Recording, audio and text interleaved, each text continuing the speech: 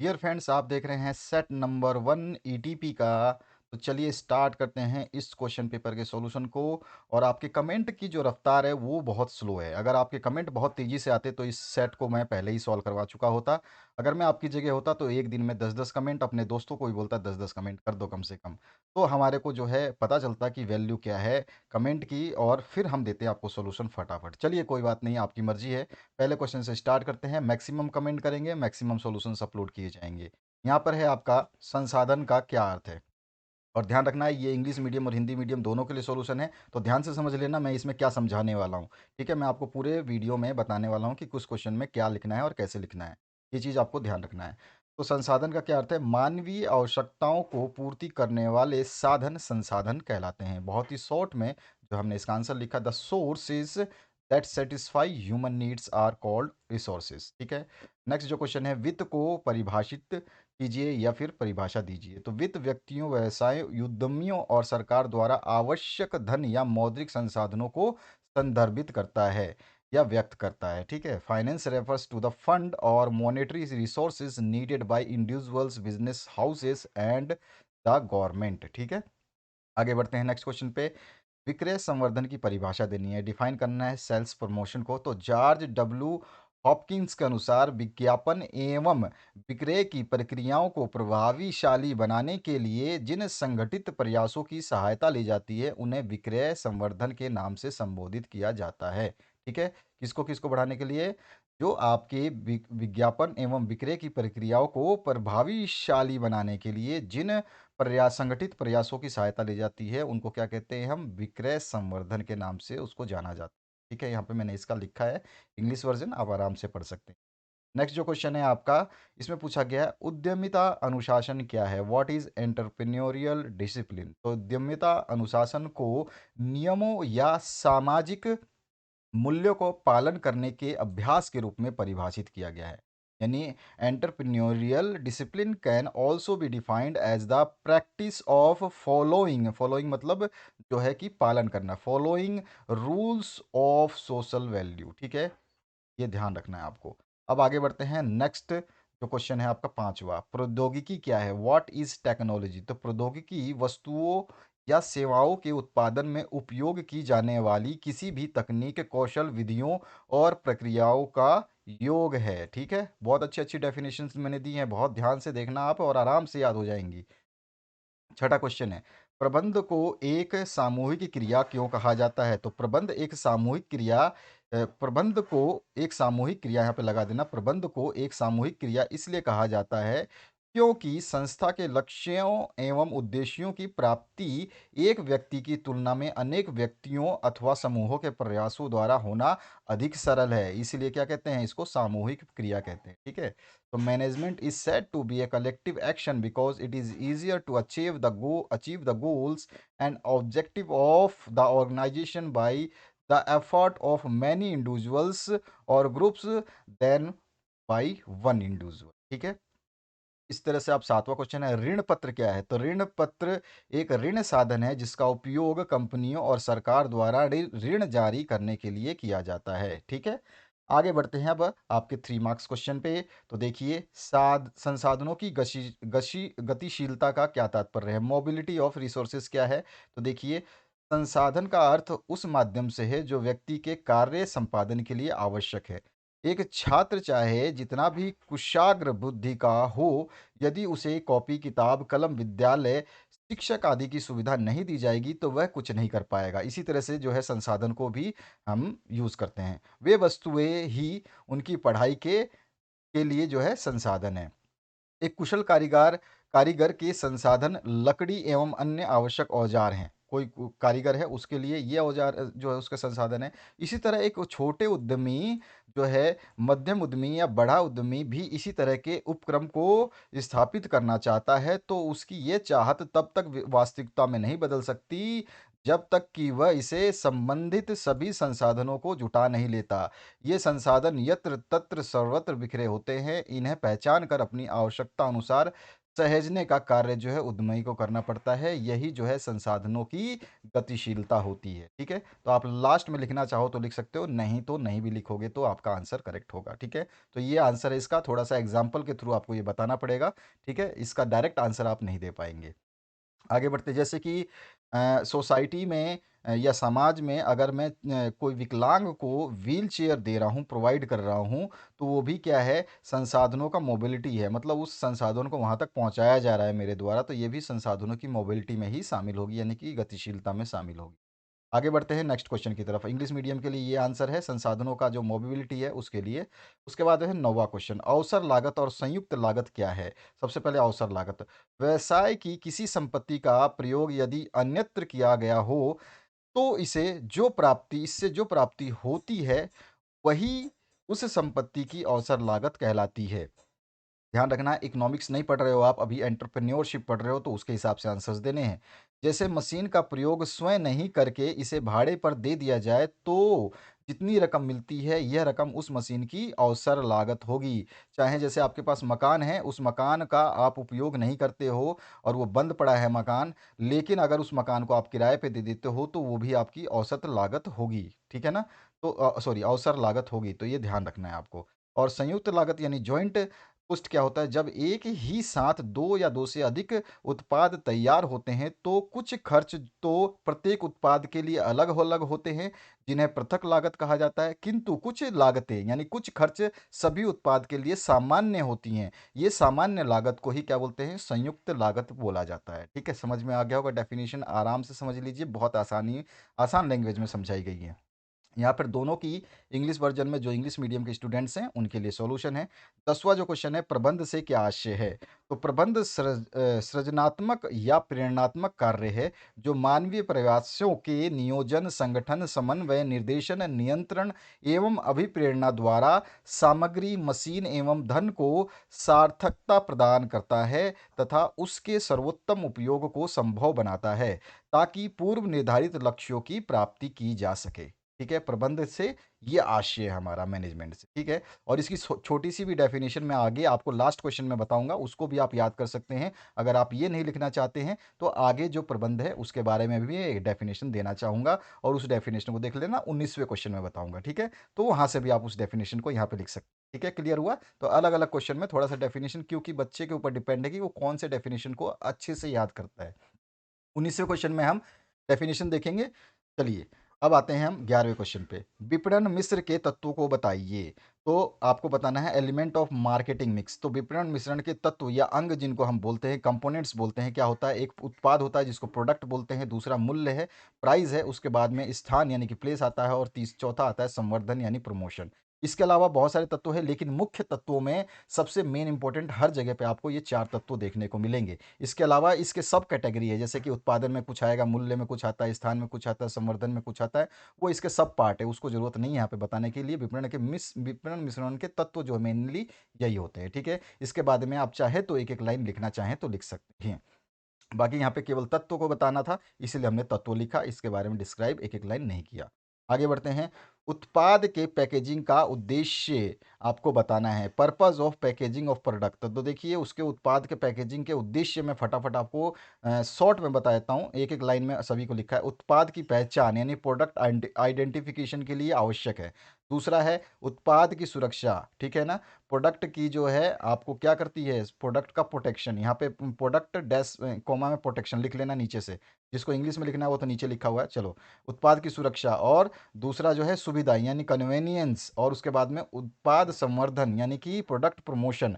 ये सारी की सारी चीज़ें किस में आती है? पैकेजिंग के उद्देश्यों में आती है, ठीक है? पैकेजिंग का यही मुख्य उद्देश्य होता है कि उत्पाद की पहचान कैसे हो। पैकेजिंग कर देंगे तो हमें पता चल जाएगा लाल पैकेट में क्या है, काले पैकेट में क्या है, इस तरह से उत्पाद की सुरक्षा हो जाएगी, धूल, कीड़े मकोड़े, मॉइस्चर से बच जाएगा। सुविधा, आसानी हो जाएगी एक दूसरे से दूसरे स्थान पर ले जाने में। और उसके बाद में उत्पाद संवर्धन यानी प्रमोट करेंगे उसको, तो भी हमारे को आसान लगेगा, ठीक है ना? तो इस तरह से ये 4 पॉइंट लिखेंगे। इसका इंग्लिश वर्जन मैंने यहाँ पे दोस्तों, जो इंग्लिश वर्जन के स्टूडेंट हैं इंग्लिश मीडियम के, उनको यहाँ पे दिया है। हिंदी मैंने आपको समझा दिया, इंग्लिश में आप पढ़ोगे तो आपको आसानी से समझ में आ जाएगा। क्वेश्चन नंबर 13 की बात करते हैं। तकनीक के चयन में क्या कठिनाइयाँ हैं? तकनीक के चयन में भैया बहुत कठिनाइयाँ हैं। आप कोई भी इनमें से 4 लिख देना, मैं कम से कम 7-8 बता दूँगा आपको। 7 बता देता हूँ, ठीक है? देखिए चयन में क्या-क्या कठिनाइयाँ आती है। प्रौद्योगिकी के चयन में प्राय निम्नलिखित कठिनाइयाँ अनुभव की जाती हैं। पहला, नई प्रौद्योगिकी खर्चीली होती है, जिसके लिए अधिक पूँजी की आवश्यकता होती है और भारत जैसे विकासशील अर्थव्यवस्था के लिए उपयुक्त नहीं होती है। जो जो भी टेक्नोलॉजी है उसमें पैसा लगेगा, पैसा अगर आदमी के पास कम है या नहीं है तो ये एक प्रॉब्लम है टेक्नोलॉजी में, टेक्नोलॉजी की चॉइस में। दूसरा है वैज्ञानिक ज्ञान और प्रौद्योगिकी में परिवर्तन तीव्र गति से होते हैं, परंतु अविकसित देशों के लिए प्रौद्योगिकी में आने वाले परिवर्तन जो है को निरंतर लागू रखना कठिन है। ये परिवर्तना लिखा है ना, इसको परिवर्तन कर लेना, मैं अभी कर देता हूँ यहाँ पे परिवर्तन, ठीक है? परिवर्तन को जो है लागू रखना कठिन होता है, कठिन, ठीक है? क्योंकि अर्धविकसित देश हैं और वहाँ पे अगर आप परिवर्तन कर देते हो, किसी भी स्टेप को आप चेंज कर देते हो, तो आपको जो है क्या लगेगा, ये कठिन लगेगा। नई प्रौद्योगिकी का समाज द्वारा विरोध किया जाता है। कुछ जो टेक्नोलॉजी आती है उसको समाज विरोध करता है और परंपरागत मूल्य, रूढ़िवादिता एवं रीति-रिवाज आदि प्राय प्रौद्योगिकी सुधारों को समाविष्ट नहीं कर सकते, यानी कि इनका विरोध भी होता है, ठीक है? विकासशील अर्थव्यवस्थाओं में शिक्षा स्तर बहुत निम्न होता है, अतः विकासशील देशों द्वारा विकसित देशों जैसी प्रौद्योगिकी का प्रारंभ जो है प्रारंभ करना कठिन है। विकासशील यानी कि जो विकसित हो रहे हैं और विकसित जो है वो ऑलरेडी डेवलप्ड हैं। तो इन देशों में जो प्रौद्योगिकी है, उस प्रौद्योगिकी को आप विकासशील देशों में प्रारंभ करोगे तो वो थोड़ा-सा कठिन होता है, ठीक है? इसके बाद में और भी पॉइंट्स हैं, आप इनमें से कोई भी 3 पॉइंट लिख देना क्योंकि ये आपके 3 नंबर का क्वेश्चन है। 3 नंबर में 3 पॉइंट लिखने हैं, 4 नंबर में 4 पॉइंट लिख देना, 5 का पूछे तो 5 पॉइंट लिख देना। कोई दिक्कत नहीं क्योंकि इसके पॉइंट छोटे-छोटे हैं, इसलिए आपको 4-5 अगर पॉइंट बड़े होते तो 3 पॉइंट भी लिख देते तो काम चल जाता। इसके अलावा भी और भी मैंने 4 नंबर आपको बता दिया, 5 नंबर और 6 नंबर और 7 नंबर 3 पॉइंट और मैंने दिए हैं। आपको जो अच्छा लगता है ना, उनको आप पढ़ कर के आराम से समझ सकते हैं। मैंने समझा दिया कि किस तरह से ये कठिनाइयाँ बता रही हैं, किस तरह से ये जो है प्रॉब्लम क्रिएट करेंगी, ठीक है? आगे इसका इंग्लिश वर्ज़न जो स्टूडेंट्स हैं, उनके लिए भी मैंने ये 7 पॉइंट जो है इंग्लिश में दिए हैं। आप यहाँ पर उस इंग्लिश वर्ज़न को देख सकते हैं, जो इंग्लिश मीडियम से बिलॉन्ग करते हैं, वो स्टूडेंट यहाँ से इंग्लिश वर्ज़न को चेक कर सकते हैं। कमेंट करना और शेयर करना बिल्कुल भी मत भूलना। और अपने दोस्तों को बोला करो कि मैक्सिमम कमेंट करो भाई, आपके जल्द से जल्द सेट आ जाएँ, ठीक है? आपके ऊपर डिपेंड है। 14 नंबर जो क्वेश्चन है, अल्पकालीन वित्त की क्या आवश्यकता होती है? What is the need of short term finance? Short term finance की आवश्यकता हमें बतानी है, तो इसकी 5 आवश्यकताएँ लिखी है। आप 3 लिखे, 4 लिखे, आपकी मर्ज़ी है। मैंने 5 लिखे हैं और पाँचों याद करना ताकि आप एग्ज़ाम में कम ना लिख पाएँ, ज़्यादा से ज़्यादा लिख पाएँ, ठीक है? और समय कम रहेगा इसीलिए फटाफट लिखना है आपको। अल्पकालीन वित्त की आवश्यकता निम्न कारणों से, तो उत्पादन की बिक्री के समय तक रखने के लिए, जो उत्पादन हमने किया है वो बिक्री जब तक ना हो जाए उस समय तक जो है हमें अल्पकालीन वित्त यानी शॉर्ट टर्म फाइनेंस की आवश्यकता होती है, ठीक है? या फिर उत्पादन लिखें या उत्पाद लिखें, वैसे तो उत्पादन ही लिखना है आपको, ठीक है? उत्पादन की बिक्री के समय तक रखने के लिए, ठीक है? और मांग और पूर्ति के समन्वय के लिए, उत्पादन की वर्ष भर की आवश्यकता की पूर्ति के लिए, अल्पकालीन मंदी का सामना करने के लिए और मजदूरी, वेतन और कच्चे माल में वृद्धि होने पर भी आपको चाहिए वित्त, तो अल्पकालीन ऋण वहाँ पे काम आता है, ठीक है? तो ये सारे के सारे आवश्यकताएँ हैं, यहाँ पे मैंने इसका इंग्लिश में जो है आंसर लिखा हुआ है। आगे बढ़ते हैं नेक्स्ट क्वेश्चन पे। नेक्स्ट जो है 15वां क्वेश्चन 3-3 नंबर के 5-5 नंबर के आपके यहाँ से शुरू हो चुके, 3 क्वेश्चन आपको करने होंगे। तो देखिए, वित्तीय नियोजन क्या है और किसी उपक्रम के लिए इसका क्या महत्व है? तो आपको फाइनेंशियल प्लानिंग बतानी है और इम्पोर्टेंस बताना है, ठीक है? देखिए अब, वित्तीय नियोजन से तात्पर्य वित्तीय क्रियाओं के पूर्व निर्धारण से है, ताकि संगठन के उद्देश्यों को पूरा किया जा सके। सिंपलेस्ट वर्ड में डेफिनेशन, ठीक है? अगर आप जेरट जूनियर की जो है, ये जूनियर है, ठीक है? जूनियर लिख दिया है, के अनुसार जो है अगर आप डेफिनेशन लिखते हैं तो यहाँ पे मैंने देखो यहाँ पर जूनियर लिखा है, ठीक है? ये जूनियर की जगह जूरियर वहाँ पे आ गया गलत, तो ये थोड़ा सा ध्यान रखना। यहाँ जूनियर रॉबर्ट जेरेट जूनियर है, ठीक है? थोड़ा सा स्पेलिंग मिस्टेक सही कर लेना, इसको आपको ही पता होगा, आपने पढ़ा होगा। उनके अनुसार क्या है, व्यापक वित्तीय नियोजन से आज से वित्तीय प्रबंध की समस्त योजनाओं के साथ एकीकरण एवं समन्वय करने से है। बस सिंपल सा ये डेफिनेशन भी अगर आप लिख देते हो, अगर ऊपर वाला लिखते हो तो भी सही है, आप ये डेफिनेशन लिखते हो तो भी सही है। आपकी मर्ज़ी है आप कौन-सा लिखना चाहते हो। एक मैं ज़रूर एक जो है इकोनॉमिस्ट और एक जो बड़े महान होते हैं उनका अगर हम डेफिनेशन लिखते हैं तो उसको तो काटने की किसी की हिम्मत हो नहीं सकती। ठीक है? और वित्त नियोजन के महत्व क्या-क्या हैं, ये बताने हैं आपको 5 नंबर का प्रश्न है। देखिए, एक महत्व जो है इसका व्यवसाय का सफल प्रवर्तन के लिए, ठीक है? तो ये आपका एक महत्व हो गया। दूसरा महत्व है व्यवसाय का कुशल संचालन के लिए, ठीक है? इसके बाद तीसरा जो महत्व आप बताएँगे, वो बताएँगे व्यवसाय के विकास और विस्तार के लिए और एक और कारण आप बता सकते हैं या आवश्यकता या महत्व बता सकते हैं, व्यावसायिक तरलता, ठीक है? तो ये 4 आप जो है इसमें बताएँगे। इसी को मैंने यहाँ पे बताया, एक तो फाइनेंशियल जो है प्लानिंग की डेफिनेशन जो है मैंने यहाँ पे दी है अकॉर्डिंग टू आवर सिलेबस और एक जो है रॉबर्ट जारेट जूनियर के हिसाब से दी है। तो ये आप चाहे दोनों में से कोई भी डेफिनेशन लिख सकते हैं। और इसके बाद में इम्पोर्टेंस ऑफ फाइनेंशियल प्लानिंग, तो यहाँ पर जो है सक्सेसफुल एनफोर्समेंट ऑफ बिजनेस। वैसे तो मैंने 4 ही लिखे हैं, होने के लिए 8-9 हैं ये, ठीक है? तो मेरे को तो जो सही लगे वो लिखे, आपकी मर्जी है, आप चाहें तो दूसरे भी याद कर सकते हैं। तो पहला है successful enforcement of business, efficient operation of business, दूसरे में लिख दोगे और चौथे तीसरे में लिख दोगे growth and expansion of business और चौथा जो है बिजनेस लिक्विडिटी, ठीक है? तो इन्हें चारों को समझा दोगे जो कि मैंने यहाँ पे समझा रखा है आपको लिख करके। इसके बाद आते हैं 16 नंबर क्वेश्चन पे। कार्यशील पूंजी को प्रभावित करने वाले तत्वों का वर्णन करना है, यानी फैक्टर्स बताने हैं जो अफेक्ट करते हैं वर्किंग कैपिटल को। तो कार्यशील पूंजी की आवश्यकता को प्रभावित करने वाले जो मुख्य कारक वो कौन कौन से हैं? तो सबसे पहला कारक जो है व्यवसाय की प्रवृत्ति, यानी कि नेचर ऑफ बिजनेस है, इसके बारे में आप समझाओगे। उसके बाद दूसरी जो कारक है वो है संचालन चक्र, यानी ऑपरेटिंग साइकिल जो है उसके बारे में आप समझाओगे। यहाँ पे सब कुछ लिखा है, बहुत ही सिंपलेस्ट वर्ड में लिखा है, ठीक है? पहला और दूसरा। उसके बाद में तीसरा जो क्वेश्चन है, तीसरा पार्ट जो है इसमें और कौन सा आपका आ सकता है? तो यहाँ पर जो है संचालन का पैमाना, यानी स्कोप ऑफ या स्केल ऑफ ऑपरेशन। उसके बाद में साख नीति यानी क्रेडिट पॉलिसी, ये भी इसमें काउंट होता है। उसके बाद मौसमी परिवर्तन, ये भी इसमें काउंट होता है। इसके अलावा बिज़नेस की साइज़ भी काउंट होती है और भी है, कम से कम ये 9 हैं, 9 में से मैंने केवल 5 लिखे हैं ताकि आपको जो है 5 पॉइंट में ही क्लियर करने हैं तो आप 5 ही लिखें। और इनमें से भी आप 1-2 लाइन कम कर सकते हैं, अगर आपको याद नहीं होता तो घबराने की ज़रूरत नहीं है। इनमें से आप 1-2 लाइन कम करके लिख सकते हैं, कोई इश्यू नहीं होगा, आपको पूरे नंबर मिल जाएँगे लेकिन पाँचों पॉइंट लिखने होंगे। समझ में आया ना आपको? तो ये चीज़ आपको ध्यान रखनी है। तो ये सारे के सारे सॉल्यूशंस जो हैं आपके हिंदी मीडियम के लिए है और इसी सॉल्यूशन को जो है मैंने यहाँ पे इंग्लिश मीडियम के लिए प्रोवाइड किया है। Point two point nature of business पहला है आपका, उसके बाद में दूसरा जो है आपका ऑपरेटिंग साइकिल है, उसके बाद तीसरा जो है स्केल ऑफ ऑपरेशन है, उसके बाद चौथा जो है क्रेडिट पॉलिसी है, उसके बाद पाँचवा जो है सीज़नल वेरिएशन है, ठीक है? तो ये पाँचों पॉइंट आप लिखें। ध्यान रखना है, इसमें से 1-2 लाइन आप किसी में भी जो आपको बड़ा लगता हो उसमें कम कर सकते हो। छोटे में मत कम कर देना, पता चला कि वो छोटा वाला कम किया वो साफ़ ही हो गया, उसमें कुछ लाइन ही नहीं बची, ये मत कर देना। तो 17 नंबर क्वेश्चन है संसाधनों के विभिन्न प्रकार आपको बताने हैं, डिफरेंट काइंड्स ऑफ रिसोर्सेज़। तो देखिए संसाधनों के विभिन्न प्रकार जो जिनके मुख्य प्रकार मैंने लिखे हैं यहाँ पर देखिए, एक तो आता है भौतिक संसाधन फिजिकल रिसोर्सेज, दूसरा आ जाएगा तकनीकी संसाधन यानी टेक्निकल रिसोर्सेज, तीसरा हम लिखेंगे मानवीय संसाधन ह्यूमन रिसोर्सेज जिसको एचआर शॉर्ट में बोला जाता है, और इसके बाद में चौथा जो लिखेंगे हम वित्तीय संसाधन यानी फाइनेंशियल रिसोर्सेज। तो ये चार संसाधन तो मेन इंपॉर्टेंट है जो कि आपके बिजनेस को डेवलपमेंट के लिए आवश्यक हैं और ये बिज़नेस स्टार्टअप के लिए भी आवश्यक है। तो ये 3 संसाधन आपके सामने हैं और चौथा संसाधन ये रहा, ठीक है? तो इस तरह से आप इन संसाधनों को बिल्कुल अच्छे तरीके से समझाएँगे, जैसे मैंने यहाँ पे एक-एक पॉइंट को बहुत बारीकी से समझाया है, एक-एक चीज़ को सोच-सोच के समझाया है, ठीक है ना? कि आपका आंसर भी बन जाए और लंबा भी ना हो। 5 नंबर के क्वेश्चन में आप इनमें से भी 1-2 लाइन अगर आप चाहें, तो ये तीसरे पॉइंट में से और चौथे पॉइंट में से 1-2 लाइन कम कर सकते हैं। ज़रूरत नहीं है क्योंकि 2 पॉइंट तो आपके छोटे ही हैं और 2 पॉइंट जो हैं वो थोड़े से बड़े हैं और ये संसाधनों को बहुत तरीके से लिखना है आपको और बहुत इंपॉर्टेंट रहेगा ये क्वेश्चन।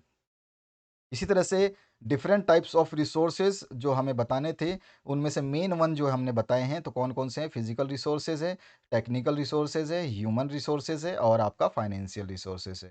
तो ये ध्यान रखना है आपको और इन सभी को अच्छे तरीके से याद कर लें। ठीक है? आगे बढ़ते हैं नेक्स्ट 18वें क्वेश्चन पे। ब्रांड से क्या आशय है? अच्छे ब्रांड की विशेषताएँ आपको बतानी है। सबसे पहले ब्रांड का अर्थ और परिभाषाएँ देखते हैं। ब्रांड से क्या आशय है वो बताएँगे।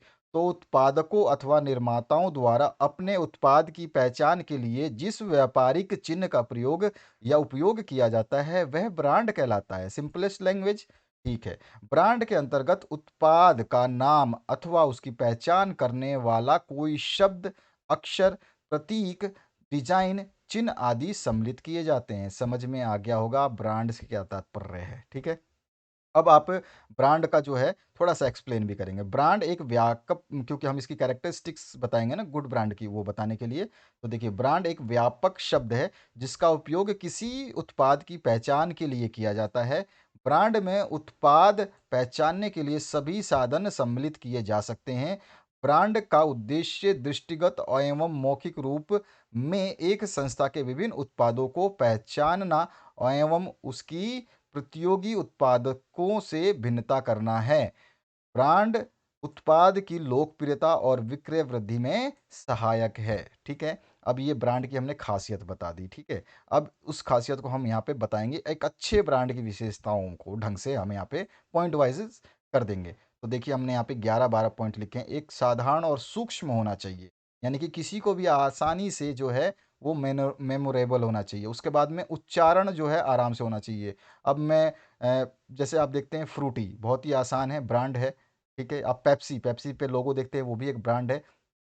अब उसको हम पेप्सी कोला, कोला कोला ऐसे कुछ कर दे लंबा चौड़ा, तो वो याद नहीं रहेगा कुछ भी। मतलब आप जो है स्मरणीय होना चाहिए, उच्चारण में आसान होना चाहिए, छोटा होना चाहिए। ठीक है। साधारण होना चाहिए, पहचानने योग्य, देखते ही पहचान ले कि भैया वो चीज़ तो उसकी है। और आकर्षक, यानी अट्रैक्ट करने वाला होना चाहिए। सभी के आगे एक एक लाइन आप चाहें तो अपनी मर्जी से लिख सकते हैं, जो आपको समझ में आता है ना अपने दिमाग से। ऐसा नहीं है कि आपको बुक से छापना है, अपनी मर्जी से एक लाइन केवल इसको डिस्क्राइब करने के लिए लिख सकते हैं चाहें तो। नहीं लिखेंगे तो वो आपके लिए लैक ऑफ आपका नॉलेज हो जाएगा। अगर आप इसमें लिखते हैं तो आपका नॉलेज इंक्रीज होगा। आकर्षक तो होना चाहिए, समय अनुकूल होना चाहिए। ठीक है। किसी भी परिस्थिति में या किसी भी समय के अनुसार जो है उस ब्रांड को हम जो है लागू कर सकते हैं। और अश्लीलता रहित होना चाहिए। ठीक है। उसमें कोई फालतू चीज़ें नहीं दिखनी चाहिए, मितव्ययता होनी चाहिए। ठीक है। पंजीकरण योग्य होना चाहिए, रजिस्ट्रेशन अगर उसका कराएँगे हम, नहीं तो हमारा ब्रांड तो कोई भी यूज़ कर लेगा। सुझावात्मक होना चाहिए और नारा युक्त होना चाहिए। तो इस तरह से अच्छे ब्रांड की ये सारी विशेषताएँ हैं। यहाँ पे मैंने इसको इंग्लिश में लिख दिया है। पहले तो डेफिनिशन समझाइए, जो मैंने आपको ऊपर हिंदी में समझाया, और उसके बाद में कैरेक्टरिस्टिक्स जो हैं इसके, ब्रांड के खासियतें, खूबियाँ जो यहाँ पे लिख दिया है। ठीक है। तो ये आपके आंसर हो गए। अब आते हैं हम अंतिम क्वेश्चन पे, जिसमें मैंने बोला था कि प्रबंध की एक और मैंने डेफिनेशन दी है। तो आप यहाँ से भी एक छोटा सा डेफिनेशन प्रबंध के बारे में, अगर वहाँ पे बोला था कि प्रबंध को परिभाषित कीजिए, तो संगठन के निर्धारित उद्देश्यों की पूर्ति हेतु उपलब्ध मानवीय एवं भौतिक संसाधनों का सर्वोत्तम उपयोग ही प्रबंध है। व्यवसाय के सफल संचालन के लिए भूमि, श्रम और पूंजी की आवश्यकता होती है। और हेलोड कुंडज के अनुसार जो है क्या बोलते हैं, ये प्रबंध औपचारिक रूप से समूहों में संगठित मनुष्यों से तथा उसके साथ मिलजुल कर काम करने तथा कराने की कला है। ठीक है। ये आपका डेफिनेशन जरूर लिखें अगर आपको याद रहता है तो, तब कि आपका एग्जामिनर समझ जाए भैया इसने तो पूरे किताब को रट रखा है। ठीक है। तो ये है मैनेजमेंट की डेफिनेशन इंग्लिश में। ठीक है। यहाँ पर इसी को हमने इंग्लिश में यहाँ बताया है। अब आते हैं हम नेक्स्ट इसके पार्ट में, प्रबंध की विशेषताएं, फीचर्स ऑफ मैनेजमेंट। 9 फीचर्स बताए हैं मैंने। आप कोई भी 5 लिखें, 6 लिखें, 7 लिखें, और सारे छोटे छोटे बताए हैं, मतलब आपको याद करने में बहुत आसानी होने वाली है। पहला, प्रबंध एक सतत क्रिया है, management is A continuous process. ठीक है। इसके बारे में एक लाइन लिख दी है हमने। दूसरा, प्रबंध एक सामूहिक क्रिया है, management is A group activity. तीसरा, प्रबंध एक गतिशील कार्य है, management is a dynamic function. उसके बाद में नेक्स्ट, प्रबंध उद्देश्यपूर्ण प्रक्रिया है, management is goal oriented process. उसके बाद में पांचवा, प्रबंध सर्वव्यापी होता है, मैनेजमेंट इज ऑल परवर्सिव। ठीक है। और उसके बाद में छठा जो है, प्रबंध बहुआयामी है, मैनेजमेंट इज मल्टी डायमेंशनल। उसके बाद में सातवां है, प्रबंध एक अमूर्त शक्ति है, management is an intangible force. और आठवां जो है, प्रबंध लागत कम करता है, मैनेजमेंट रिड्यूसेस कॉस्ट। और नौवां जो है, प्रबंध अधिकारों की श्रृंखला है, management is a hierarchy of authority. इस तरह से 9 पॉइंट मैंने बताए हैं एक एक लाइन में। तो आप इनमें से कोई भी कम से कम 5 से 6, अगर 5 नंबर का क्वेश्चन है तो 6 तो आपको लिखने ही है, 6-7 लिखने ही है। लेकिन आपको जब इस तरह का क्वेश्चन पूछा जाता है ना, फीचर्स बताइए, तो इसमें गिन करके फीचर्स नहीं लिखते हैं, जितनी विशेषताएं आपको पता है उतनी लिख डालो। कभी भी कोई चीज़ विशेषताएं बताइए, कमियां बताइए, और क्वेश्चन 5 नंबर का है, 4 नंबर का है, तो उसमें जो आपको आता है ना वो सारे लिख डालो। ये मत सोचो कि मैंने 5 पॉइंट लिख दिए हैं, फटाफट लिख डालो, ठीक है ना? ये ध्यान रखना है। और इसका इंग्लिश वर्ज़न जो दोस्त इंग्लिश मीडियम से हैं, मीनिंग एंड डेफिनिशन मैंने यहाँ पे बताया है, ठीक है? उसके बाद में यहाँ पे देखे फीचर्स, जो उसकी विशेषताएँ हैं उसको। तो मैंने अभी ऊपर बताया management is A continuous process, management is A group activity, management is a dynamic function, management is A goal oriented process. उसके बाद में मैनेजमेंट इज़ ए ऑल पर्सवेसिव, और उसके बाद में आपका management is a multi dimensional. उसके बाद में management is A intangible force. उसके बाद में मैनेजमेंट रिड्यूसेस कोस्ट। और उसके बाद में management is a hierarchy of authority. तो इस तरह से आपके सॉल्यूशंस को मैंने करवाया ईटीपी का। अगर आपके लोगों के बहुत अच्छा प्यार रहा, मोहब्बत रहा और सबसे ज़्यादा कमेंट्स रहे हैं आपके, तो जल्द से जल्द आपके और भी सब्जेक्ट के जो सॉल्यूशंस पेंडिंग हैं उनको करवाया जाएगा। तो आप लोगों के ऊपर डिपेंड होता है, क्योंकि हमारे पास आर्ट से भी कमेंट आते हैं, साइंस से भी आते हैं और कॉमर्स से भी आते हैं और क्लास 10th से भी आते हैं। तो हमको उन बच्चों को विशेष ध्यान पड़ता है जो हमें कमेंट करके मांग रहे हैं कुछ, और उन बच्चों को निराश नहीं कर सकते। जिन बच्चों को कुछ पड़ी नहीं है, भैया उनके लिए तो मैं क्या, भगवान भी नहीं करेगा। जब आप एफर्ट नहीं लगाओगे तो बिना पूछे कुछ नहीं मिलता। जब तक आप when you ask something you will get something, simple सी बात है।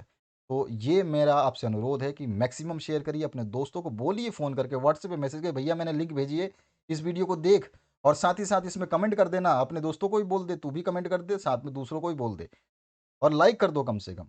तब जब मज़ा आता है ना कि सॉल्यूशन बनाने में, यार हमने इतनी मेहनत करी, कितना मेहनत लगता है जब हम हिंदी और इंग्लिश मीडियम दोनों के लिए सॉल्यूशंस देते हैं। आपको आपको अंदाज़ा भी नहीं होगा कि हिंदी और इंग्लिश वर्जन देना कितना मुश्किल होता है, कितना पॉसिबल नहीं है। दो दो बुक को लेकर बैठना, मैच करना और परफेक्ट आंसर बताना जो उस क्वेश्चन को सेटिस्फाई करते हैं। आज तक, अभी तक मैंने ऐसे कोई भी क्वेश्चंस को, डाउटफुल क्वेश्चंस को आंसर ही नहीं दिया जो मुझे डाउटफुल लगते हैं।